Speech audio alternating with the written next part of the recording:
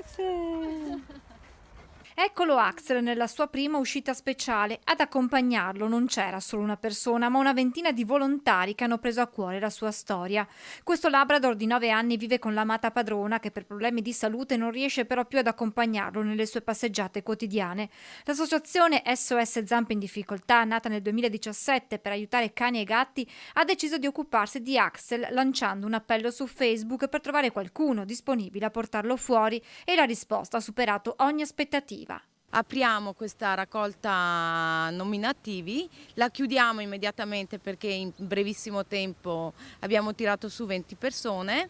Nei giorni scorsi il progetto si è concretizzato e ad accompagnare Axel, insieme agli altri, anche un ragazzo diversamente abile e la sua tutor. Sabato c'è stata la prima uscita, siamo in 20 nel gruppo Axel, il cane esce tutti i giorni ed è nata una cosa bellissima. In questo modo il Labrador potrà rimanere nella sua casa senza rinunciare alle passeggiate. Axel è un cane che rimarrà nella sua famiglia, dunque la sua mamma, diciamo, è felicissima di questa cosa qua, ci ha aperto le porte di casa e ci ha dato la possibilità appunto di creare questa bellissima cosa. Il progetto partito con Axel è pronto ora ad aiutare altri proprietari di cani che per l'età o per problemi di salute non riescono ad accudire i loro amici a quattro zampe senza però doverli dare in adozione. E siamo partiti proprio sperimentando questa cosa, non pensavamo che fosse una cosa veramente così tanto sentita e di conseguenza siamo aperti ad aiutare veramente altre persone per evitare appunto che questi cani vadano in canile oppure